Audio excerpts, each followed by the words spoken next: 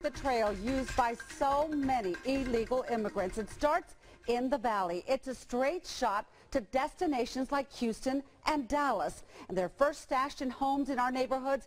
They're driven north and dumped just south of a checkpoint. They're forced to walk through the brush. This is not a dream. This is not how it should end. It ends in Brooks County for many illegal immigrants. Deputies try to keep track. The record-setting body count is kept in binders. Our Melissa Correa opens the binders in our special report. These are the binders of bodies, 3 of them for last year alone. The remains of 129 people, most of them found in the brush. These binders are heavy. They weigh more than 20 pounds. And tonight, they're becoming a heavier burden for deputies here in Brooks County. Their final moment, their last step, last breath. The last thing that you're ever going to see is a mesquite tree in the middle of nowhere. For a future worth a life or death risk. You know, I just think of how bad is it in Mexico or Guatemala or El Salvador to where they're going to risk it. Pages of uncompleted cross-country journeys. These are the bodies that were located within Brooks County. Tucked within a trio of 3 ring binders. I would have never imagined 129 bodies for 2012. Is this the highest it's ever been? This is the highest it's ever been. Limited details of the deceased who dared to dream. This is an everyday life. Life is difficult for deputies like Danny Davila. I've been working with the department since 1994. We have never had a body count this high that I can remember. Dispatcher Larry Silvas takes the calls for help. He kept telling me in Spanish, you know, please tell my family that I love them. I know, that's nuts. If you could just shake them and say one thing, make one point to these people to just have them reconsider the strategy, you would say what? The smugglers don't care for you. They care for the green that you have in your pocket, and that is it. It was on its way down during our last interview in 2011. But resources like these brush patrols disappeared. Deputies lost funding. Search and rescue shifted to discovery and recovery. It's like finding a needle in a haystack. The haystack is spread across 950 square miles. Brooks is smaller than these 3 valley counties. Resources here are limited. 1 or 2 deputies patrol any given shift. The sandy ranch land is relentless. The sand pulls you down. It won't let go. Most illegal immigrants pay guides to get them to the other side. They have to go to these coyotes. They have to pay them their life savings to die. Bodies are discovered in the brush. People who became stragglers, the left behinds. Wildlife will get to the bodies, and they will, they'll destroy the body. Pages of people with skin so scorched by the sun, their skin is the color of coal. Men and women who, in a final act of desperation, pulled off their clothing to cool off their bodies. Bones, skulls, spinal cords, hands and feet. Pieces of ivory too difficult to identify. Stuff left behind. If something happens, that's going to be on you forever. What stays with Davila are the lies told by smugglers.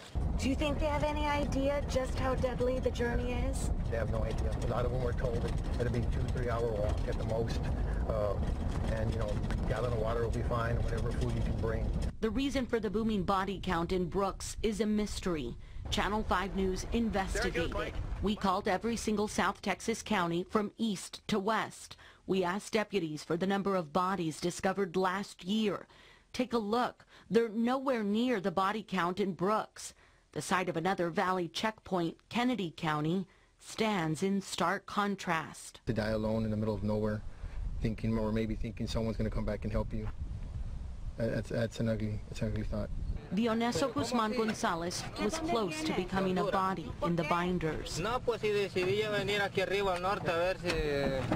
Pero bueno, veníamos solo los 3 y Ya teníamos en ese inventado desierto 4 días sin comer y sin ver agua. Intentamos con mis amigos pues entregarlos a migración. The 26-year-old says he crossed through Cameron County. The Honduran father thought he could make it. Tired, hungry, and coated in dirt, he gave up. ¿Y ya lloraste? Vea que no. En ese camino, el más hombre llora. Men cry. These are literally... Families I never did this search. yet. These are literally phone messages. Yes. These are numbers. While you were away. You know, we've had people come from New York looking for their loved ones. Women worry. Deputy Davila recalls a mother from Dallas who came with her 3 girls. Her husband, who was smuggled into the U.S., was lost in Brooks County. So she gives me his name, and we're talking, and I just said, you know, I have someone picking up right now. Let me see. So I happened to call him, and I said, hey, do you know the name? And he starts throwing out the name, and I finished it for him. He goes, how did you know? I said, his wife's here. She's reporting him missing as well. I asked her if she knows what kind of jewelry he had. And she identified the watch and what he had, and it was him. So I had to give a death notification right there with her 3 children and herself. Reality like that remains. You offer up a little prayer, have a little moment of silence, find some peace? Yes, ma'am, I do. What do you say?